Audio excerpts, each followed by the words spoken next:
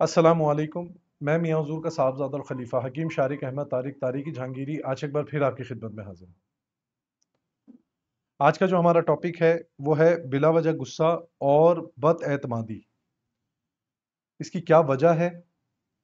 بلا وجہ غصہ کیوں آتا ہے؟ بے اعتمادی کیوں ہونے لگتی ہے؟ اور عملیات کی دنیا میں ایسی کیفیت کو یا ایسی کیفیت میں مبتلا کرنے کے لیے جو جادو کیا جاتا ہے اس جادو کا کیا نام ہوتا ہے؟ یاد رکھیں کہ اگر کوئی خوش اخلاق شخص بلا وجہ غصے کا شکار ہو اور بد اعتمادی کا شکار ہو جائے تو ایسے معاملات میں دیکھنا پڑتا ہے کہ کیا وہ شخص جو ہے وہ جادو کی زد میں مبتلا تو نہیں ہے، کیونکہ بعض اوقات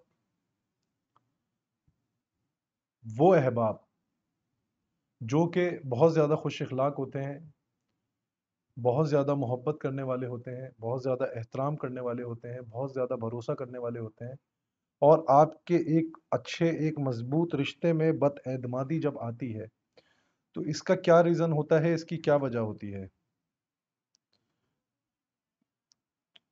اس کی وجہ جو ہوتی ہے، اس کی وجہ ہوتی ہے، اس جادو کو کہتے ہیں سحر بالتفریق۔ اس کا مقصد یہ ہوتا ہے کہ کوئی بھی ایسا رشتہ جو کہ آپس میں بے پناہ محبت کرتے ہوں، احترام کرتے ہوں، عزت کرتے ہوں، ان کے درمیان میں جادو کروا دینا، ان کے درمیان میں جادو کروا دینا اور جادو کے ذریعے ان کے درمیان میں تفریق پیدا کر دینا، ان میں سے کسی ایک کو یا ان دونوں کو غصے کی کیفیت میں مبتلا کر دینا اور بد اعتمادی کے شکنجے میں ان کو پھنسا دینا۔ یاد رکھیں یہ ایک بہت خطرناک طریقہ عمل ہوتا ہے۔ آپ کا ہنستا کھیلتا گھر، ہنستا کھیلتا رشتہ، بہت پیارا دوست آپ کی ان کیفیات سے، آپ کے غصے سے، تفریق سے، بد اعتمادی سے وہ تعلق، وہ رشتہ وہ ختم ہو جاتا ہے۔ تو جو کوئی بھی ایسی کسی کیفیت میں مبتلا ہے اور وہ چاہتے ہیں کہ اس کا مکمل حل ہو تو اس کے لیے ایک بہترین چیز ہے کہ روزانہ کی بنیاد پر 111 مرتبہ سورہ فاتحہ پڑھے اور پانی پر دم کر کے پیے۔ انشاءاللہ تعالی یہ مرض جو ہے وہ اپنی شدت ختم کر کے مکمل طور پہ زائل ہو جائے گا۔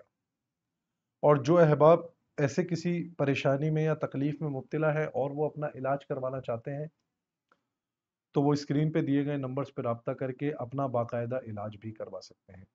اور اگر کوئی شخص ایسی کسی بیماری میں، کسی پریشانی میں مبتلا ہے تو وہ اسکرین پہ دیے گئے نمبرز پہ رابطہ کر کے میرا آن لائن اپائنٹمنٹ بک کر کے مجھ سے آن لائن بذریعہ کال دنیا کے کسی بھی کونے میں بیٹھ کر بات کر سکتا ہے۔ اپنی دعاؤں میں مجھے یاد رکھیں۔ جزاک اللہ خیر۔ السلام علیکم ورحمۃ اللہ۔